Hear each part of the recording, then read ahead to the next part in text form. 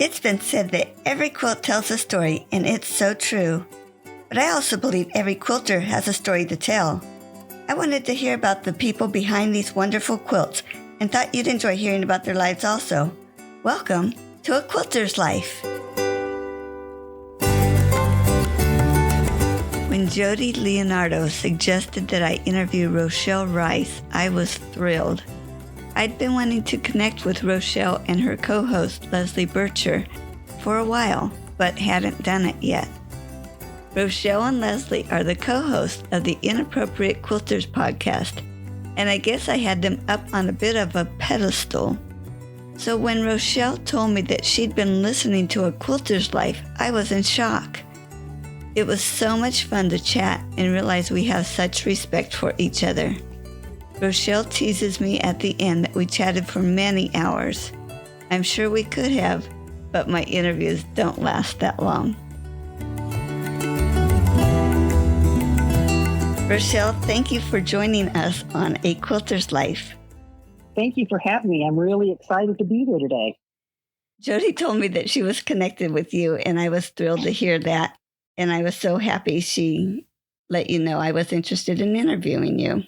Yeah, I was pretty excited when she contacted me because I do listen to your podcast. Boy, was that a shock for me. And I find that so funny that you were surprised that I would listen to it. It's like, well, it's a great podcast. Why wouldn't I listen to it? Oh, thank you. I have to know, you mentioned that you started listening to the podcast when you were stranded in Antarctica. What was that about? I did. So, this is so crazy. When I talk about our podcast, Inappropriate Quilters, I had said, I had never listened to a podcast before we even started ours. And now I find that that's actually a lie. I didn't know you were a podcast because I didn't know anything about podcasts at the time. So my daughter and I, in 2020, for my 60th birthday present, my husband sent us to Antarctica because it was the seventh continent that I had not had. I'd already traveled to all the other six, and I wanted to get the seventh one. And we went there in March, and everything was perfectly fine when we left. And we get on our ship, and then pandemic hit. And we were on a ship that we had already been with all these people for like 22 days. So we knew that we were safe. The people on the ship we were with, we didn't have anything going on with this, but the National Geographic had on their spot that said that they were going to be in a spot we were in, but their ship was larger than ours and they couldn't come into this bay. So we never saw their ship. We never saw anything. But the Argentinian government said, no, they weren't together long enough and they might have something. So we were quarantined on our ship and we were stranded in Antarctica. We were not allowed to come back into the country. At that time, Omar, who is a person with the TV station here in Oklahoma, he got connected with us and he was trying to do things to keep our sanity for us because we had a week that we had to stay on the ship and we could see the harbor. We could see the land. We just weren't allowed to get off the ship. And when we were sent to a hotel, we had another week that we were quarantined there. And he started talking to us about the Tiger King and got us to watch that. And then I was working on some English paper piecing, quilting, Tula Pink's Monkey Wrench. And my daughter said, Mom, I think we can get some things to listen to. And she said, aren't there other quilters out there that you'd like to listen to? And I was like, yeah, I would. And she found your podcast. And so in March of 2020 is when I first started listening to you. I really hadn't been podcasting all that long at that point because I started in July of 2019. Yep, I know.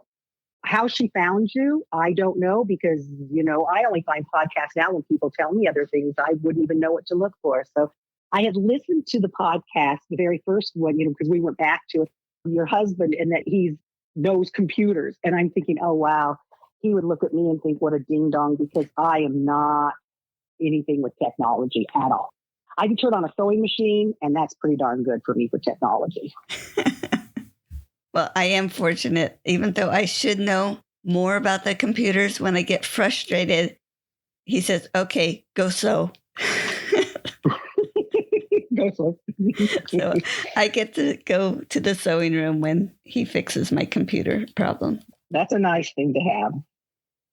Tell me how you met Jody Leonardo. So when I met her, I was actually at Osage Hills Retreat Center when I physically met her. When I met her online, she had posted a photo of a bag that she had made that was with Tula Pink's fabric. It had these giraffes on it. And I said, oh my gosh, that is the coolest bag. I love your bag. And she private messaged me and she said, if you like it, I will give it to you. And I said, what? And she said, yes, I will send it to you. So I said, well, I asked her if she had any pets, and she said she did. And I said, I'll tell you what, I'll make a trade with you. I will do a pet portrait for you because that's what I'm known for in trade for your bag. So she sent me this bag, and then I did her pet portraits. And I should have asked her what color her pets were because she had a black dog, and any black dog or black cat that's all black is extremely difficult to do. And I was like, oh, when I saw it, I was like, oh my gosh, it's going to take forever. But it was a really great learning experience for me because I knew that she would be gentle and kind with me. And I just started buying all these different tone on tone blacks and other things that I could get shadowing in. So I really learned a lot from that. And then I was at Osage Hills Retreat Center, and we were doing Camp Rochelle Wanna Sew. And that's where people come to Osage Hills Retreat Center. And we have 9 people there. And it's an intense 3 or 4 days that you make 3 or 4 projects. And I teach you how to do the project. And then we sew together and we eat together. It's just a really nice community. And when Jody found out that I was going to do that, she signed up to come.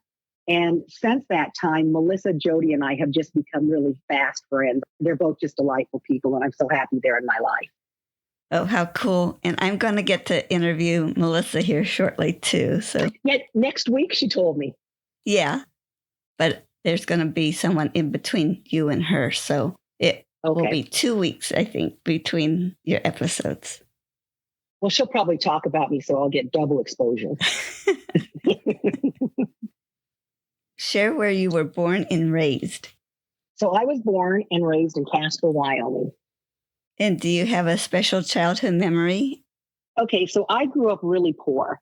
And as my brothers and sisters got out of the house and my dad graduated from college and things like that, more money came in. But as a kid, we were poor. And we always had dogs. And we had this white Samoan. This dog always escaped from the yard. And I probably was, maybe 4 years old. And my mom said to us, I'm the youngest of 5. And she said, if this dog gets out again and the dog catcher gets it, we can't afford to get it, pay to get this dog out. So you need to make sure that nothing happens, that this dog is safe. And my mom and I were out walking and we didn't take the dog with us, but the dog escaped the yard. And we come around this corner and there's the dog catcher and he has our dog. And I walked up to him and I put my hands on my hips and I said, my mother said, we can't afford to get our dog out. So you need to give me my dog now. And he was a young kid, probably his first job with the city kind of a thing. And he's just looking at me and my mom, I don't know where she is at this point in time. I must have ran up to where the dog was. Well, he gave me my dog and told me to go ahead and to keep my dog in the yard. And I think that memory was the part that made me realize how much I love animals. And then I would do anything to make sure that my animals never went to prison. And I thought you were going to say it taught you that speaking up pays off. Oh, no, I think it was more, maybe that's it, but I think it was more the fact that I really like animals. Other than quilting, have you had employment? I have. So I actually taught home economics for 32 years. I've been in the area of nutrition education and I taught and worked. So I knew all about all sewing things because a home ec teacher, I did that. Other things that I do is I'm really like a walking hobby, I would say. I don't know if I'm in heaven or hell right now with this sourdough that I just got into, but I have become obsessed with sourdough and making sourdough breads and doing the discards. And for example, yesterday I made, with just the discard from sourdough, I made chocolate chip cookies. I made biscotti cookies. I made a carrot cake and I made banana nut bread. And I'm trying to get my sourdough to be stronger. So I've been feeding it twice a day. But before I would start feeding sourdough, I was into stained glass. I did a lot of stained glass in Wyoming. Winters are very long and cold, and so you spend a lot of time inside. I took up welding, and I do welding to do yard art. I have a plasma cutter, so I can cut all the different shapes and make unique and cool things for my yard. Pottery, I've done that on a wheel to throw pottery. I do some woodworking. I like to work with a lathe. The big saws scare me. I even tried when we had some trees cut down on our property, and I had them leave one of the trunks really tall because I had a chainsaw and I wanted to try to do some chainsaw sculpturing. I was no good at that. And I tried ice sculpting once, and I was also no good at that. We have a man in this area that does the sculpting on the stumps, and that is pretty neat, isn't it? It is, because they generally don't draw out what they have. They have this idea in their mind and they just start chipping things away, and they can see it in their head on what they need to chip out. It's just amazing to watch someone that does that. That's a true master, I'll tell you. I want to jump back a minute. When you decided you would become a home ec teacher, that sounds rude. What were you thinking? What was I? That's okay to say it that way. That's perfectly okay, because, you know, they changed the name from home ec teachers. My degree, I have a bachelor's in vocational occupational home economics. And then I have a master's of art in teaching. When I was in fourth grade, we moved from Casper, Wyoming to Laramie, Wyoming. The University of Wyoming is in Laramie, and my dad was finishing up his bachelor's degree. And I was 10. And we moved at the beginning of the summer. And the woman that lived next door to us, her name was Louise B. Moore, and she was a professional seamstress. Now, we didn't know any kids because we didn't move there during the school year. So we had just this woman that lived next door to us. And as a kid at 10, I thought she was just like this really old lady. But when I think back on it, she was probably just in her mid-50s. But you know, at 10, what do you know? So every morning I would get up and I would walk over to her house because she was just right next door. And she would teach me how to sew. Because she was a professional seamstress, the first thing I made was an apron. And she taught me how to gather the apron with the two threads there and pulling those together. And if I would break a thread, I would have to redo it. And she had me put a pocket on it. I mean, it was just the greatest apron in the world. And I loved that. So when I was in high school, electives for girls, you know, we couldn't take a lot of the machine shop and welding and wood shop. That just wasn't allowed for us to do that in the 70s. Eventually became that my senior year, but when I was a freshman, it wasn't available to us. So they had all the different home ec classes, and I loved sewing. I always wanted to be the sewing teacher, and Bunny Hall was my home ec teacher, and I loved her. She was just such a fantastic woman and so supportive of every girl there and everything that we made. And whatever we made, she put a fashion show on, and you had to wear it, and they had the whole school come down, and every class wore their whatever it was they had. Obviously, I loved this, so I sewed all the time. For my high school graduation, she gave me a kit that you did the cross stitch to make a quilt. And she said, every young lady needs to have something to keep herself out of trouble. And I graduated 45 years ago. It's all cross stitched, but I'm still hand quilting it. So I don't know if she thought that it would take me that long to keep myself out of trouble or what. When I decided to go to college, my parents thought that I should go into business. And I started my first semester with business. And I really did not like that. And I decided, you know something, I don't want to do this. I want to be a teacher. I want to be a home ec teacher. That's what I love to do. That's what I'm going to do. So I left college in Wyoming and I went to college in Nebraska. And that's where I actually got my bachelor's degree, was at Shannon State College then. And then you found a placement to be a home ec teacher? I did. When I first graduated, I applied around and there wasn't a lot of things in my community. So I worked for a hospital and I was in the dietary department of the hospital in Casper. And then I got married and my husband and I moved to Ottumwa, Iowa. And when we were there, I started working for the state of Iowa with the WIC program, and I was a nutrition educator there.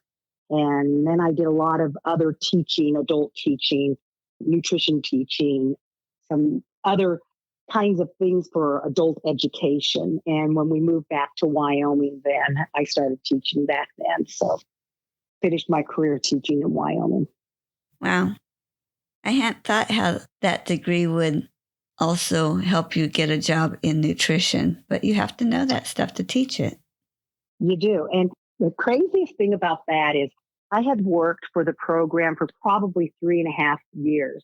And at that time, we also had a maternal health program. So not only was I teaching nutrition education, trying to get it with the kids under the age of 5, but then we had the maternal health program. And when the women would come, they were required to take classes from us. And they would bring their children, and trying to keep these, little kids under 5 corralled and keeping them interested was so difficult. And I got this crazy idea that I should go to clown college. And I went to my boss and I said, I think I need to go to clown college because I really think that I could be a more effective nutrition educator being a clown. And she's like, what are you talking about? That is absolutely crazy. So I wrote up this whole big reason why I should go to clown college. And I applied to clown college. I went to the University of Wisconsin-La Crosse, and I went to clown college for 2 summers. And the year that I was nominated and then I was awarded Nutrition Educator of the Year, it was the year I put a big red nose on. I was teaching the same exact thing. It was just the way that I was delivering it that was different, that made all the difference in the world. Did you have a clown name? I did, Tutti Frutti. And she had pink hair. Curly or straight? No, it was long and straight like Cleopatra. Because anyone that knows me, I only have like 3 hairs on my head. I have the thinnest, finest hair there ever was. So I chose something that it was shoulder length hair. It was styled really well. It was such great hair. When I would have to take my wig off, I'd like, I don't know why I can't wear this all the time because I have such great hair with this wig. Well, it's no wonder people love being around you at the retreats.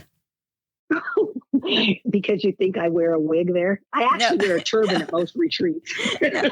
I was just thinking of you being brave enough to be a clown and to be able to be close to people like that.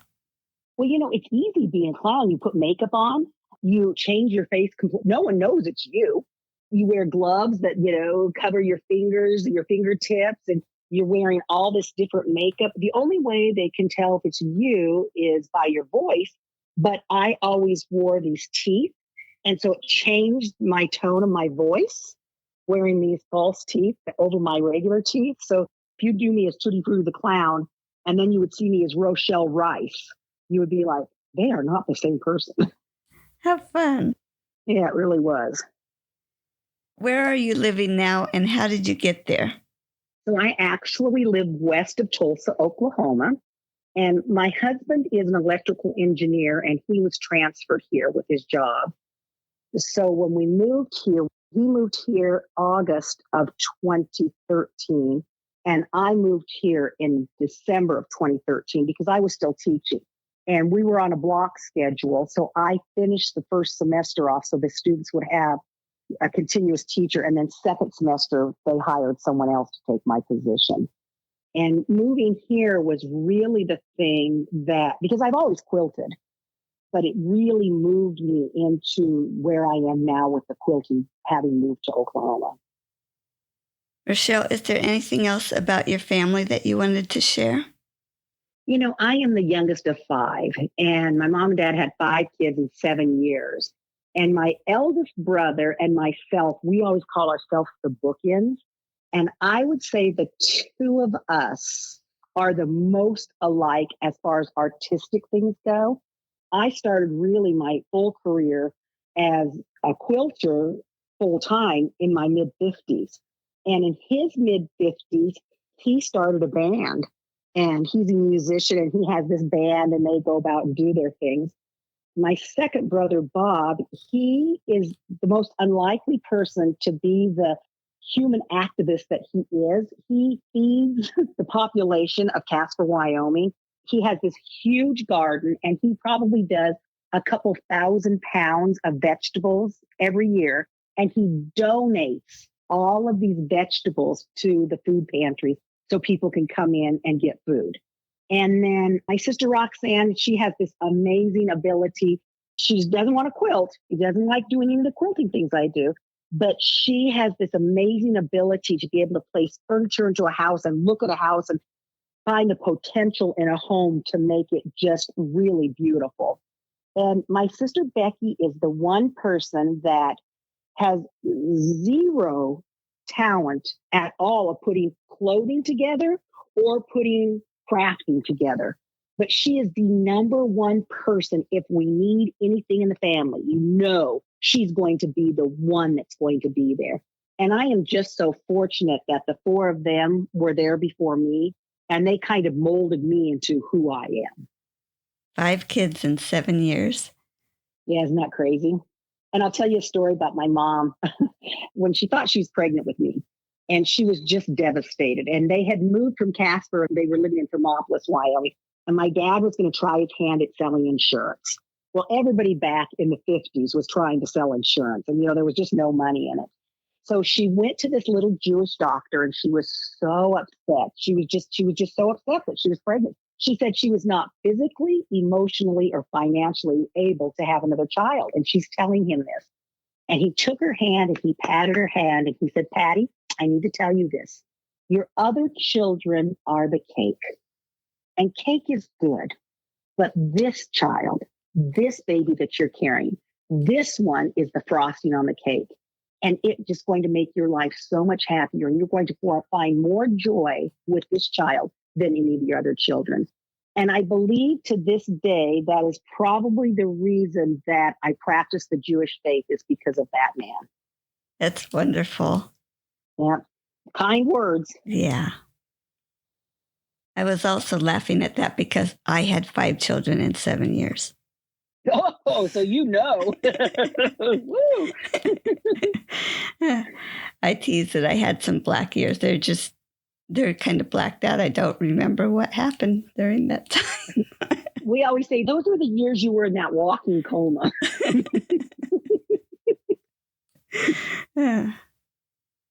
If you had the chance to talk to your great-great-great-grandchildren, what would I want my great-great-great-grandchildren to know? Well, I found something. I did not write this. I've held this for a very long time because I thought it was just, something that was so amazing. So this is what I would want my great-great-grandchildren to know. The kindest people are not born that way. They are made. They are the souls that have experienced much at the hands of life. They are the ones who have dug themselves out of the dark, who have fought to turn every loss into a lesson. The kindest people do not just exist. They choose to soften where circumstances have tried to harden them. They choose to believe in goodness because they have seen firsthand why compassion is so necessary. They have seen firsthand why tenderness is so important in this world. That's wonderful. Thank you for sharing that. Certainly. I'm going to go a step further here. Are you able to describe yourself to them? I am probably the most loyal person you will ever meet in your life. I am there for you 100%. And I will take a lot of abuse.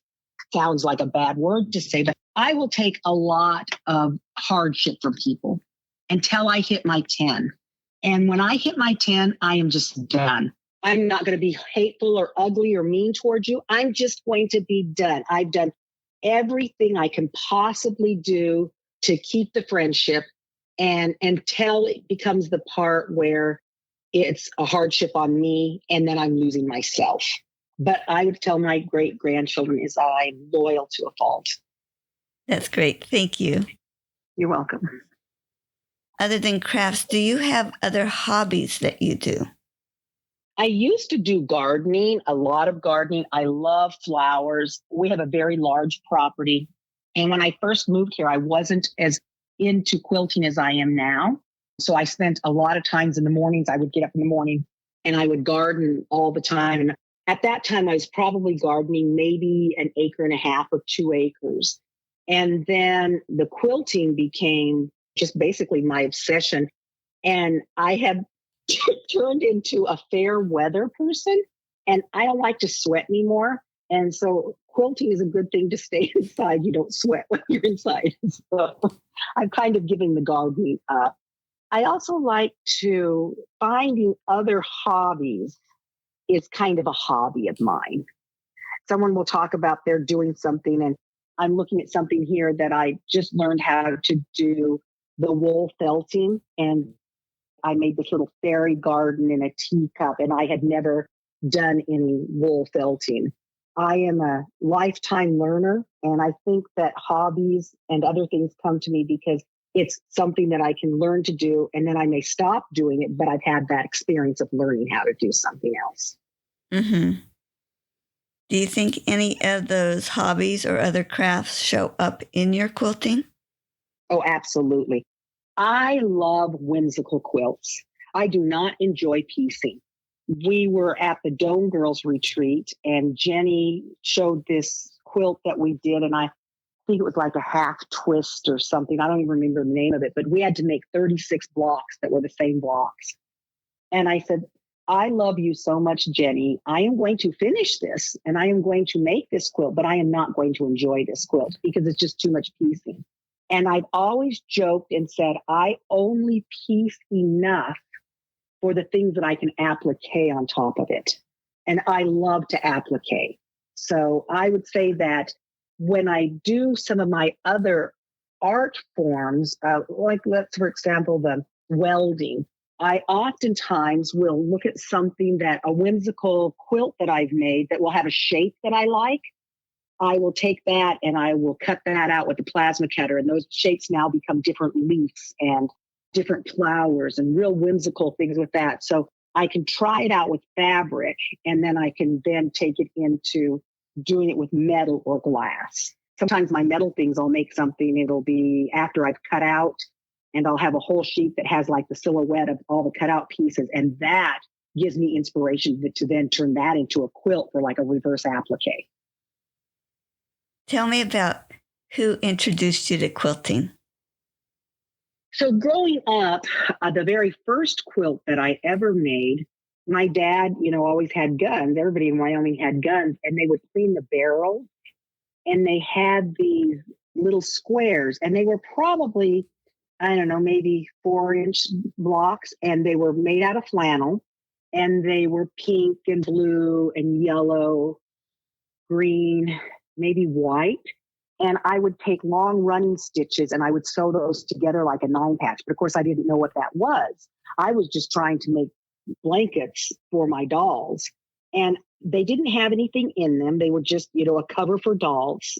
And when I moved to Laramie when I was 10, I probably made that first one around 4 or 5-ish, sewing that together because no one in my family sewed. I had an Aunt Dorothy that sewed, but she lived in California and we lived in Wyoming, so I didn't know her. But I would say it was Mrs. Moore, that professional seamstress when I was 10, that introduced me to sewing, then really introduced me to scrap quilting. I think we probably at that time, I made more of a crazy quilt with her because as a professional seamstress, she had lots of scraps of beautiful velvets and lames and all these incredible fabrics that we would put together. And then she always had beautiful ribbons and things that she would let me sew those with the sewing machine, trying to get a straight line with those. So I would say it would be Louise B. Moore taught me. Nice. Now, you said you went over there during the summers. Did that last? Just 1 year. Actually, the first summer that we were there, we lived there that whole first summer. And then it would have been in the early spring. Her children were living in Colorado. So they decided that she needed help and she was going to move to Colorado. So she actually ended up leaving before we left Laramie. And we only stayed there till my dad graduated in May. And then he got his teaching position in Casper. And that's when we moved back to Casper. So it was just under a year. Oh, wow. Okay. Yeah. Now, this could be a quilt that you made or a quilt someone else made or even just a quilt pattern. But do you have a favorite quilt? I absolutely do. So my favorite quilt, and I worked on this quilt for 10 years. So when we moved here in 2013, down the street from me was Sweet Pea's Quilt Studio. And I went in there and like I said, I don't enjoy piecing. If I can find something that turns into something really cool, piecing, I will do that. And it's The Woodland Creatures, and that was by Rosemary McCann. And she died, I believe, in 2013. And I started this quilt in 2014. So it was like January of 2014 when I started it. I hadn't ever done needle turn applique. So I taught myself how to do all needle turn applique on that. I did the whole quilt. I had done all the animals and I put those squares together. And then I had to make the borders for it. And I did not know how to miter a border. I had never mitered anything. So I was afraid that I would mess it up. So I waited a few more years for that. And then when I finally mitered that together, there was a whole bunch of embroidery to do, which in hindsight, I should have embroidered each block as I did them. I think it would have been much easier than holding this 96 by 96 inch quilt. And then I got my long arm and I long armed the whole thing. And I had gone into some of the applique and I did black thread around it with the long arm. And I didn't really like it after I got it off. And I thought, oh, I'm going to pick all of that out.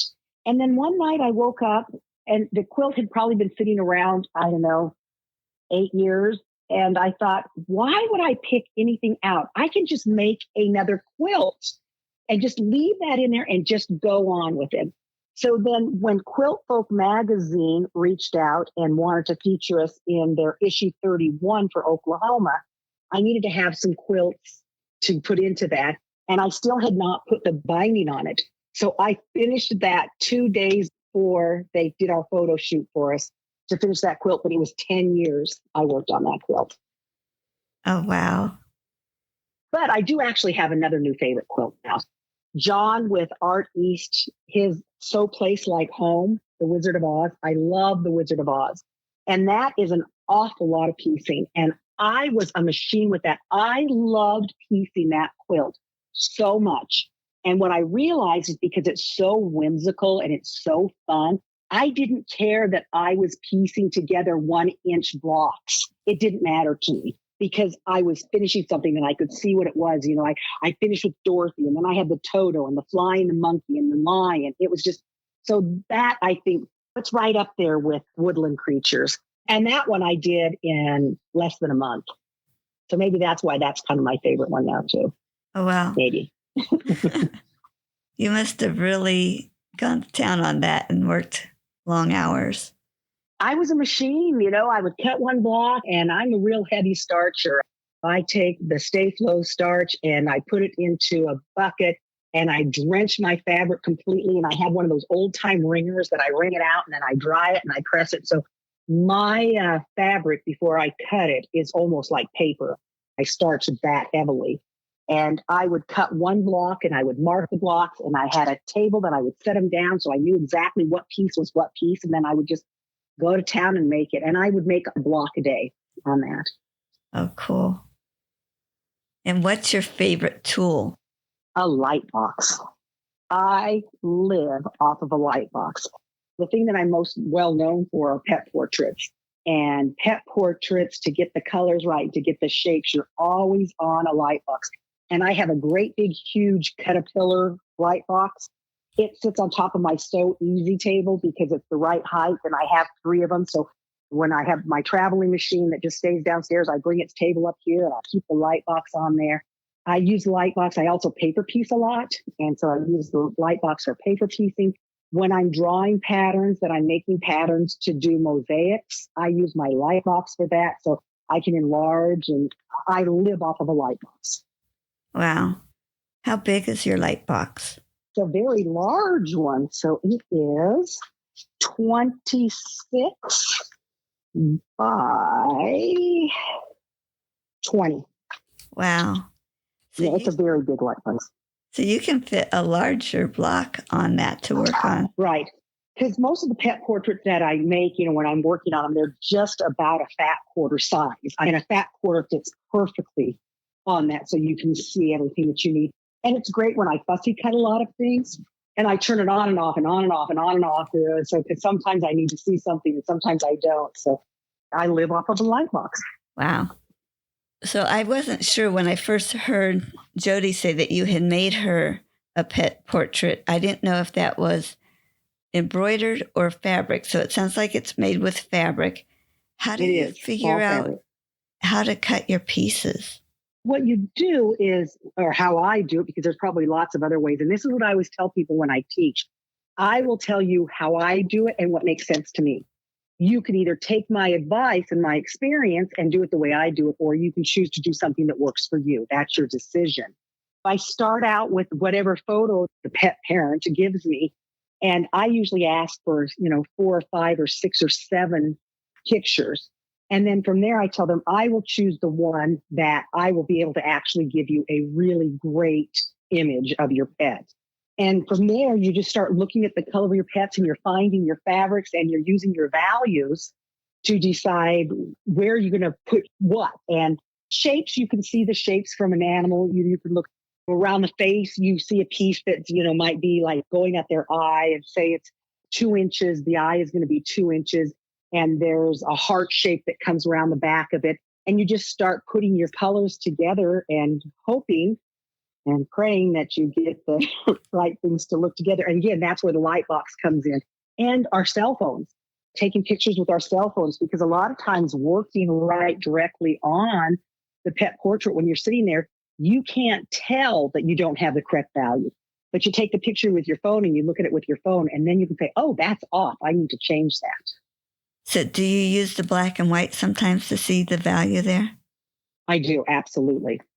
And that's also how, when I have my fabric and I'm going to be using the values, I will line them up and I will choose one and say, okay, is this one lighter or darker? And then I kind of put in the order. I do a lot of collaging also, and I will have all those colors there. And then I will take the picture with my phone and go into the black and white and say, oh, this one goes here. And then I number those fabrics so I know which fabric is in that palette that I chose, what value is the highest as opposed to the lowest. Wow. That has to be brilliant. I don't think I can get my brain wrapped around that project. I'm always surprised at the number of people. Last year at Osage Hills Retreat Center, we did 2 pet portrait classes and we had 40 people, 20 at each session. And all the people kept telling me, I don't think I can do this. I'm not going to be able to do this. And I said, you will be able to do this. And I said, no one leaves here without having it that it's going to look like your pet. And it's the eyes are what makes the difference. And they were teasing me when I said, well, you're here for 7 hours and you'll be lucky if we get both eyes and the nose finished at that time. And they're like, no way. I was like, way. Because if the eyes are not correct, your pet portrait is not correct. And that's where we concentrate all of our other time. And then we come back with finishing off the rest of the body. And then from there, they will take them home and then go ahead and quilt them. Wow. Such detail. It is. There's a lot of detail in a pet portrait. But collages, I teach a lot of collage also. The biggest problem people have with collage is they're afraid it's going to be ugly. And I always tell them every collage is ugly until it's not ugly. And you just have to keep adding more things to it. I will have a collage completely and totally finished.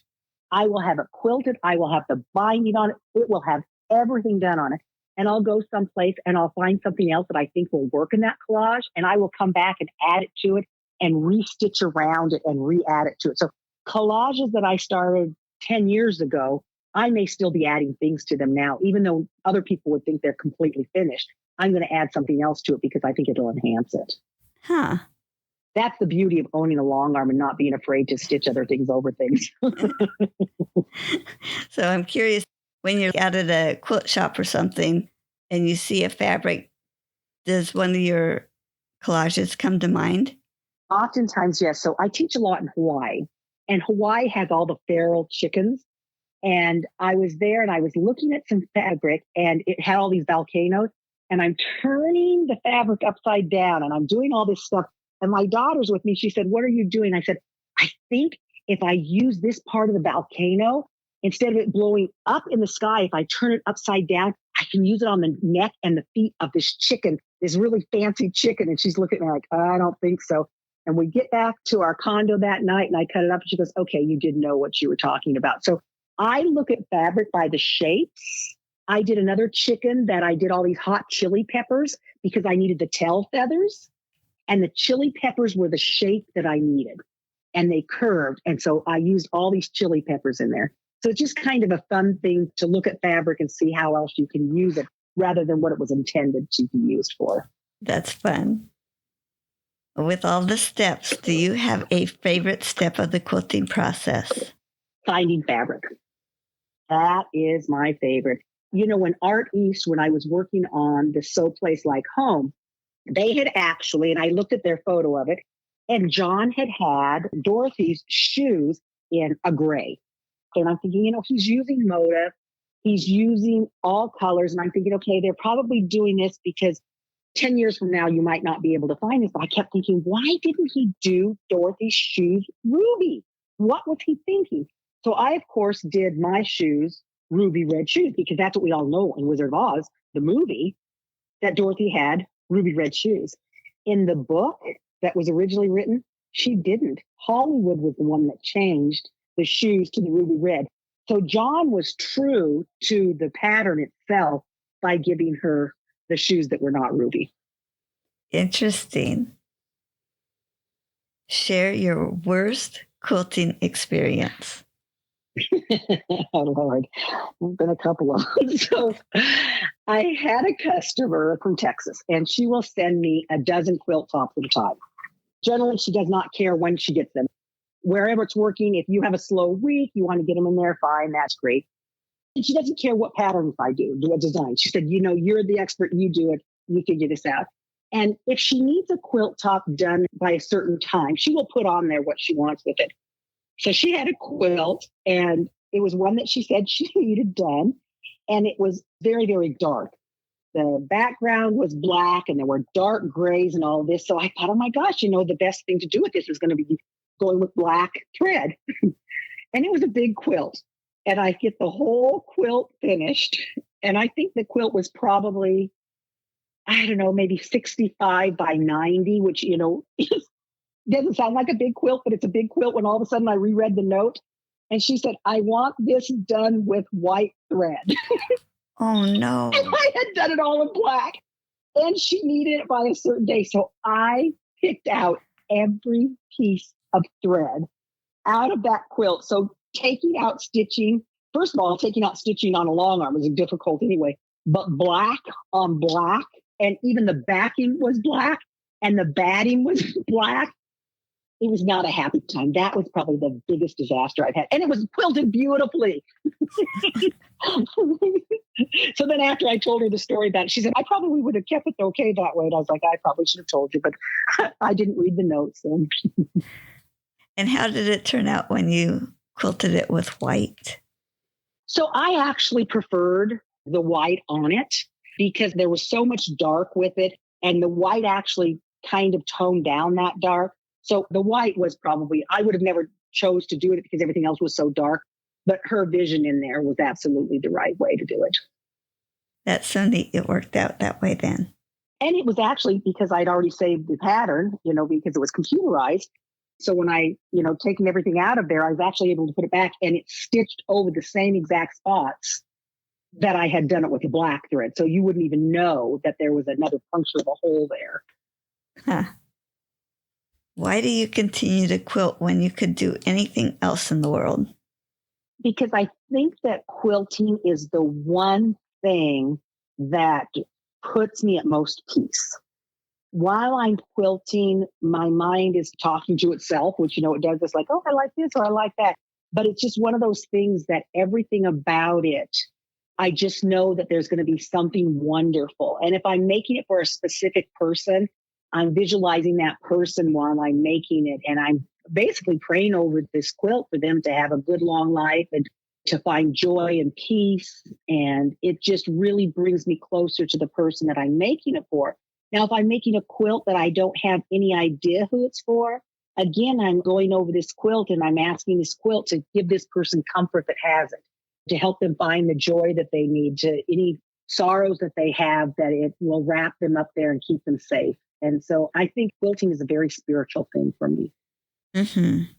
I love it when we know who we're making it for, and it just does seem to bring us closer to that person. It does. It truly does. So who do you usually make your quilts for? My grandchildren. When my daughter and son-in-law moved from their one house and they moved into a new house, and they had those big wardrobe boxes that the movers bring in. And they had, like 4 of those full of quilts that I had made. I thought, oh, I probably ought to start thinking of someone else that I can make quilts for. At that time, they only had the one child. And then 8 years later, we got my granddaughter. And so now she gets the whole new slew of quilts coming into her. So generally my grandchildren or my husband or my dogs, because I make quilts for my dogs too. Yeah, they need something to cuddle in. They do. Are you working on something special right now? So I'm actually working on, this is so crazy. So John has the Mad Quilt Party, which is the Alice in Wonderland that he's had as a block of the month. I was talking with him through texting and I said, are you going to release this as a full pattern like he did So Place Like Home? And he said, yes, eventually he will, probably in the fall. And last week I received a package from him and he sent me all the patterns. So now I'm in the process of getting all the fabrics that I want to use for that. And then I'm also working on Rona the River. I'm taking a class with her at Osage Hill Retreat Center, and I just starched up the fabric so I can cut her quilt and have it ready to do when I'm at her class. So how many projects do you usually have going on at the same time? Oh gosh, with pet portraits, because I do those are always commissioned pieces. And right now in the queue, I have 11 of those. And as I start working on one pet portrait, I might find a color of a fabric that's going to work in another pet. So it's like, oh gosh, I need to draw out this pattern and get this one going. So right now I have 6 pet portraits that are all in different parts of processes of pieces to it. And then I always have an English paper piecing that I'm working on. I'm still working on Tula Pink's Monkey Wrench. And it has actually been to all 7 continents and has started going back to the continents again because I've been working on it that long. And then I have what I call my purse quilt, which are hexies. So I always have that going too. And then whatever else happens to be that I, for whatever reason, didn't finish something, I try to go back and I take all those things to retreats with me and decide maybe I'll work on them. And I usually just add more to the not finished pile. But so I would say a whole bunch that I'm embarrassed almost to say that I'm working on that many of them. Do you have a quilting tip for us? I think the quilting tip that is a brilliant one is that you are the only person that has to be satisfied with the work that you're doing on your quilt. And don't let anybody else tell you that that point doesn't match or this doesn't match or that doesn't match. The quilt will still do its function, and that is keeping someone warm if the points match or don't match. But if it's important to you that those points match, by all means, make them match. I would rather have it finished and going out and thinking the next one that I can do, I'm going to try to match up all those pieces, but I'm not going to make myself a crazy person over it. Mm-hmm. The next one is always better. Yes. We can hope it is, can't we? It's amazing how hopeful I get sometimes. I know. I'm with you there. It's like, oh, please. Oh, please. Well, it's so funny because, I take classes. Like I said, I'm a lifelong learner and I love to take classes. And people will say to me, well, you don't need to take my class. My gosh, look at the quilts that you do. You don't need to take this. And I took a class on making a quilt coat. I mean, my background is in garments. I mean, I know how to make garments. That's what I, learned how to do. And I was taking this class and they were teaching us how to make the flying geese. I don't know if we were making 8 at a time or 6 at a time or 4 at a time. We were making a lot of flying geese at a time. And when I make flying geese, I use papers. I paper piece them. That's how I'm going to get them to turn out. And out of my geese, 3 of the 4 were always perfect. And the 4th one was always wrong. And but we're making them all at the same time. And it's every single batch I make, this is happening. And I finally said, what am I doing wrong? My lines are here and all this. It was on my ruler, this one edge of the ruler, because I was on this darker mat. And I had the ruler bumped up just a little bit and it wasn't straight. And once I learned that, all of them were perfect then. So it was my cutting that was the problem, not my sewing. Oh, wow. How did you figure that out?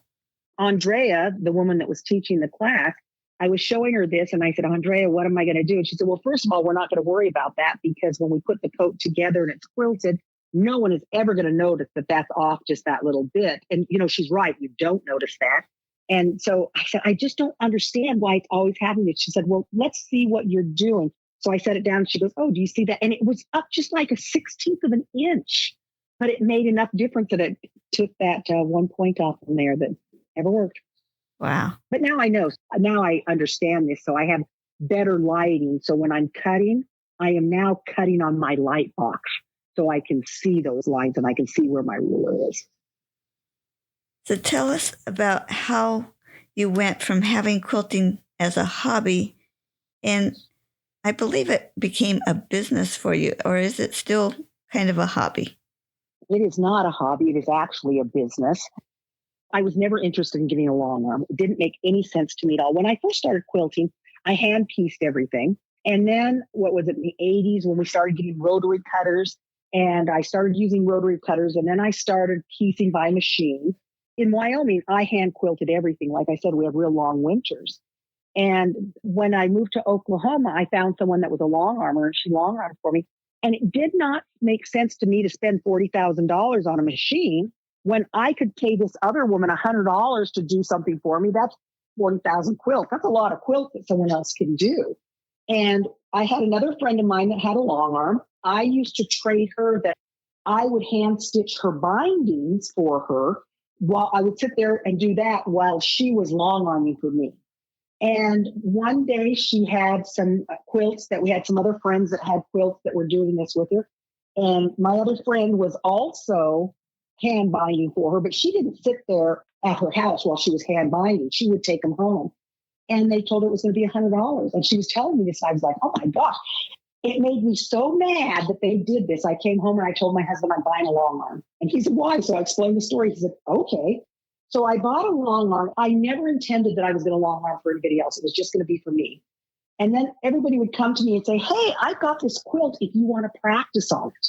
And practice means we want you to do it free. But I wasn't even thinking of having a business at that time. So I was spending so much time practicing on everybody else's quilts. I still wasn't getting any of my own quilts done. So I thought, I had to start charging people. And my philosophy on what I charge is I'm not as expensive as a lot of other places are, and I could definitely get that amount of money. But the more money you have to pay for long arming, that's the less fabric you're going to buy. And the less fabric that you buy from the quilt shop means that they may or may not stay in business if they don't sell enough. And since I don't have a bill on my long arm, my husband just bought it for me. I didn't have to worry about having to pay for it. So it was just basically a piece of equipment that I didn't have to recoup any money off of it. And that's been my philosophy with long arming is that, I'm going to give you a really good deal and I have a really good turnaround time. Generally, if I'm not traveling, you're going to get your quilt back in a week. And so that's kind of been my philosophy for my business, and it's been really good. And then teaching, I teach a lot. That with the business has also been the other part that the long arming kind of supplements the teaching, I suppose. And your long arm business and teaching business, the name of that is? Okay, it's Snake Toe Studios. And everybody thinks it's the dumbest name in the whole world for a business until you know why I named it that. And we have beagles. And one of my beagles, a snake bit her in between her toes. And we had to take her to the vet, and we had all this stuff that we had to do with this dog's foot. And every night we would come home and my husband would say, okay, we need to work on your snake toe. We need to work on your snake toe. And at that time I was trying to think of a business name, and, my last name's Rice. And that was always great as being the home ec teacher, Miss Rice. I mean, that's the food teacher. That's who's teaching food. And so I was going to do something with the last name Rice or, Rice Creation. I just didn't know. And my husband and I were sitting around when he said snake toe. And he said, that's what you should name your business. That things that I make are as unique as a toe on a snake. Other people still think it's stupid. So where does Donut Warrior fit in here? So One of the things that most people probably don't know about this, because I don't talk about it a lot, I love to write. And Wyoming had a program called Wyoming Writes. And Dr. Connie Curry, she was a professor of literature at the University of Wyoming. My first year back in Wyoming teaching, they had this conference that you could get continuing education things for, and they would pay you to take the summer program. So I was like, okay, I'm a poor teacher. I'll go ahead and I'll go take this. And I took this class, and it was a creative writing class.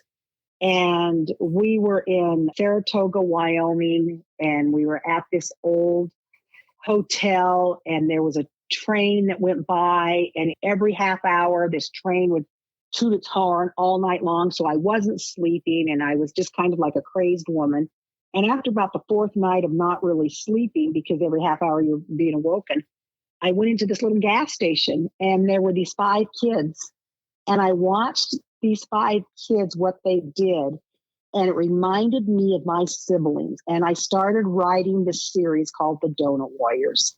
And so I have all these different chapters and short stories of the Donut Warriors. And it's basically my childhood of growing up with my siblings.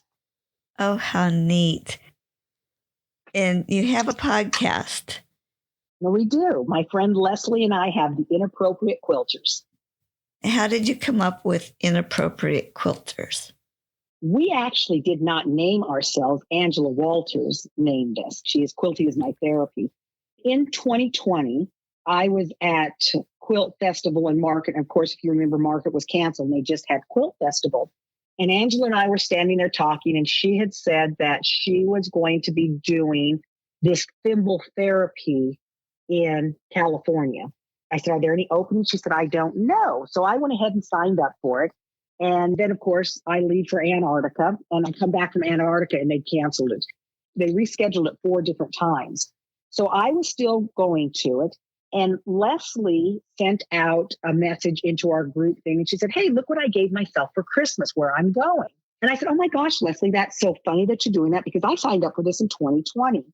So 5 of us went to quilt therapy, and we took the Camille Rossenthaler and Angela Walters were there, and they were teaching the classes. And at breakfast one morning, Leslie looked at me and she said, Rochelle, we should do a podcast.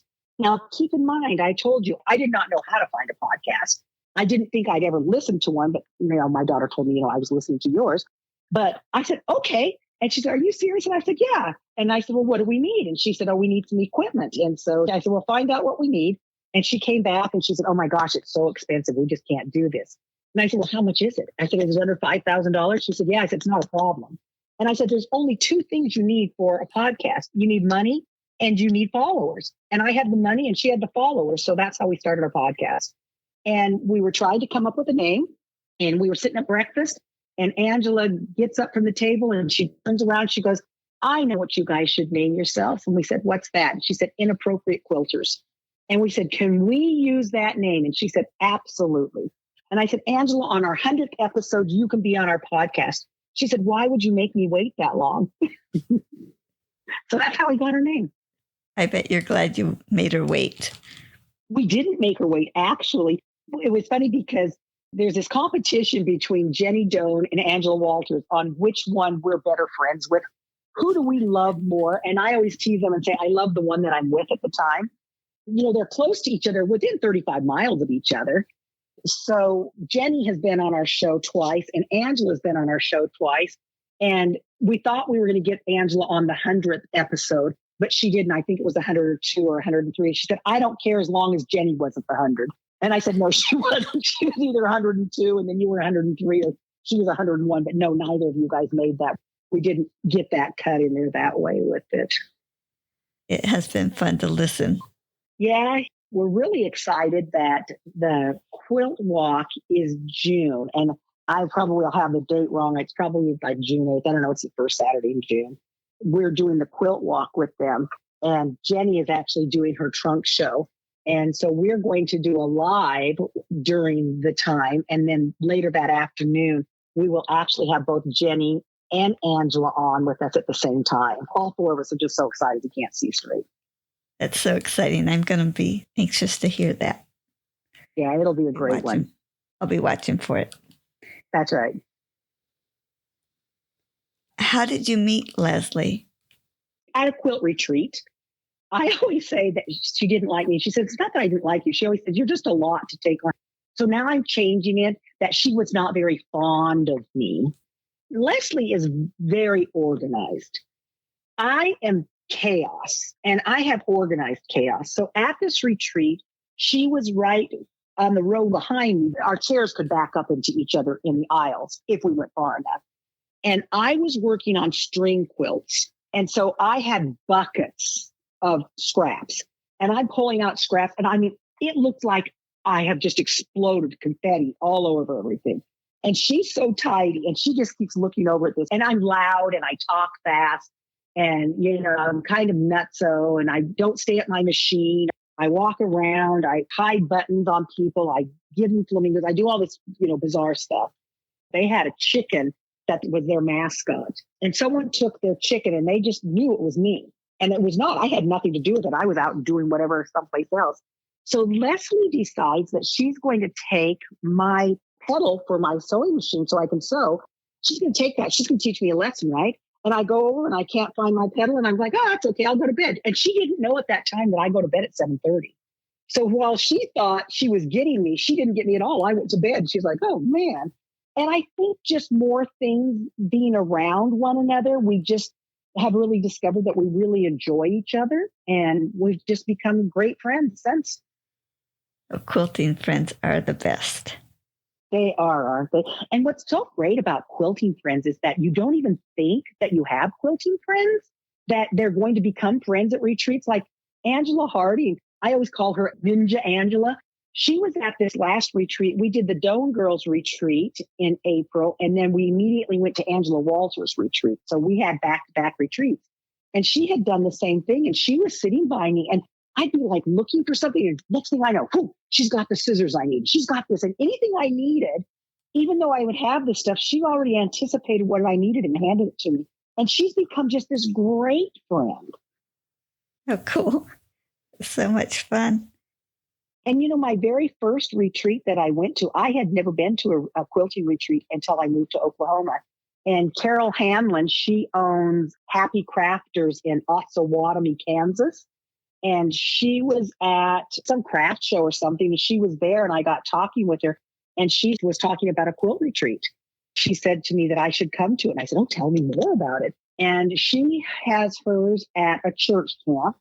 And the beds are built for a 10-year-old, like a 70-pound 10-year-old. And I'm definitely not 10, and I'm definitely not 70 pounds. So the beds were uncomfortable, but they cut and press everything for you. So all you do is sit and sew. And it was just such a great retreat. And the women were so wonderful. I didn't know anyone there, and I barely even knew her. They just became just this great source of people for me to go to retreats. And now I'm at the point that I go to retreats that there's different cost of retreats you can go to. That's obviously a very inexpensive retreat. You give up some of your comfort when you're at one of those retreats. And I'm at the point now that I'm going to go to retreats that are at retreat centers and really comfortable beds. I'm not going to put myself on an uncomfortable bed and do something like that. But when you do those things, it also changes the dynamics and the cost of what the retreat's going to be. Mm-hmm. In January of 2025 at Missouri Star, Inappropriate Quilters are hosting a retreat there in January. And we'll have more details out for that after we get all of our contracts and things together with them. Oh, wow. I was going to ask if you actually had retreats that you guys did, or if you just went to other retreats. So that will be the first one that we will do. Now, I personally, with Osage Hills, do Camp Rochelle Wanna Sew, which is a small retreat. Like I said, it's 9 people that are at. We'll be doing another one of those in October of this year. And then next year in 2025, we're doing Galentine's there. And it's going to be so great because we've picked out some really wonderful projects to do. And we've actually already started getting people signing up for those. So they're great retreats to do there. That retreat center is just so lovely. And Melissa is so great to hang out with. And everything's included at that retreat. We're taking care of all your food. generally when you retreat there, you're on your own for getting food. But at Camp Rochelle Wannaso, we take care of everything for you. So you're such a great cook. Are you doing the cooking or do you have that brought in? So I am a great cook, which we laugh about this. I love sweets. And Melissa is a keto person.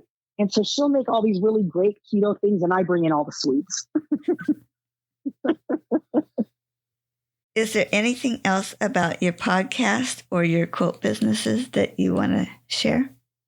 So I think the thing about the podcast and you probably get the same thing having a podcast, is you don't realize the lives of the people that you impact with it. When I was at Jenny's retreat, there was this woman that, was talking to me about her transgender child. And listening to her talking about that, and I brought it up on our podcast, I have had so many people that have reached out to me to say that the way that I handled this was so nice, because we do have families that have gay and lesbian people, and we have transgender people, and they're all part of our community.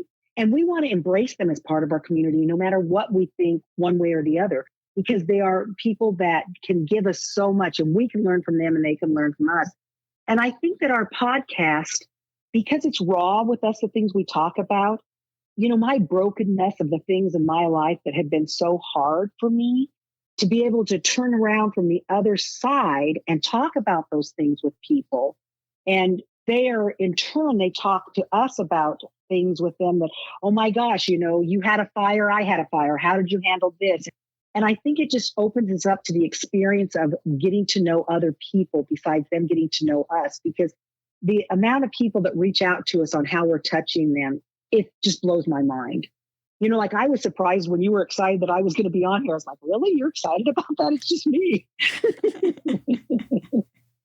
And I was thinking you were probably thinking the same way I thought of I'm me. Yeah.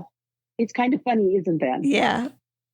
I guess I've just been looking up to you and Leslie for so long. I just think you guys are wonderful. And I'm just this little me doing my own little thing over here.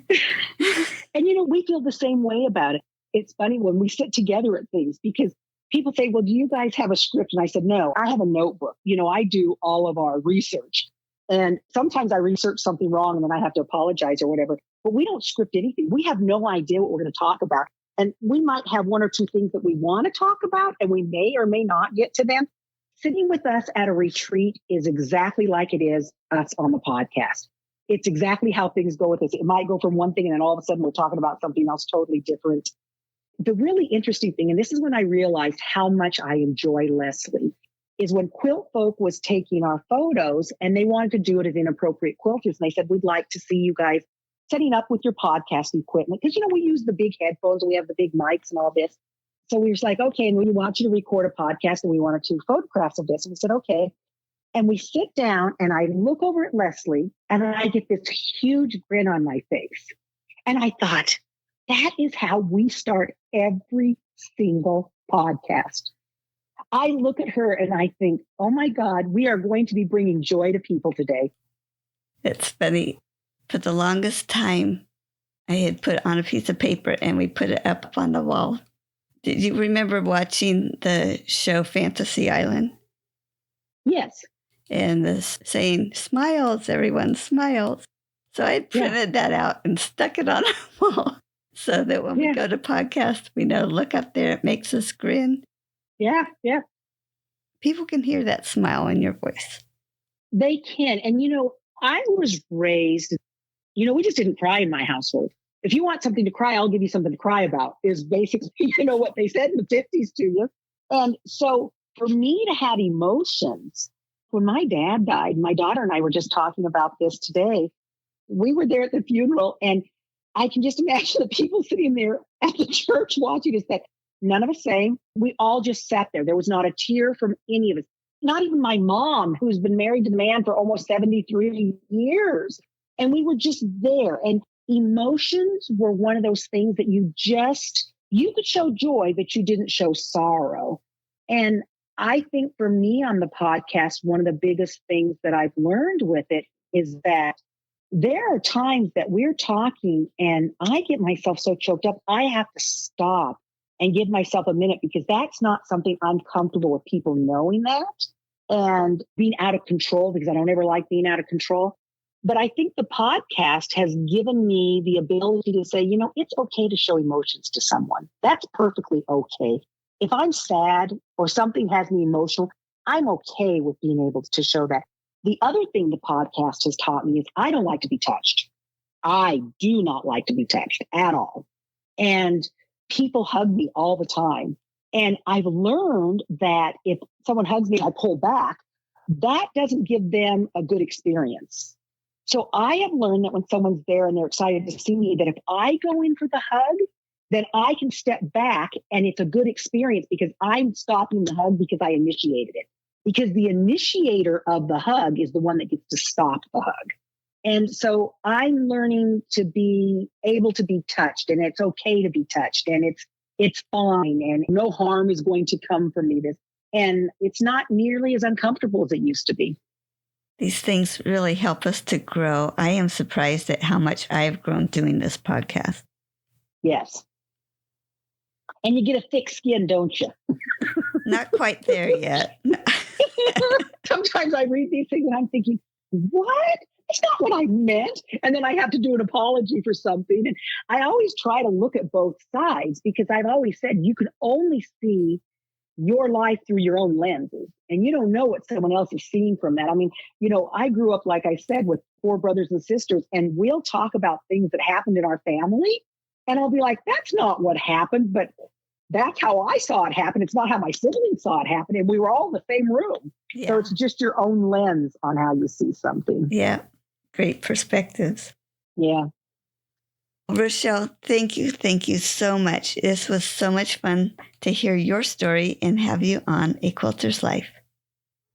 Paula, thank you so much for inviting me. You just don't know what a thrill it has been to talk with you for the last 2, 3, 4, 5 hours. Well, thanks. Bye-bye. You're welcome. Bye-bye. You can find more stories on aquilterslife.com or subscribe on your favorite podcast player so each episode will be downloaded automatically. Also, I want to hear about you and your wonderful quilts. Please contact me, Paula Chamberlain, through the website to set up an interview. And as always, thanks for listening.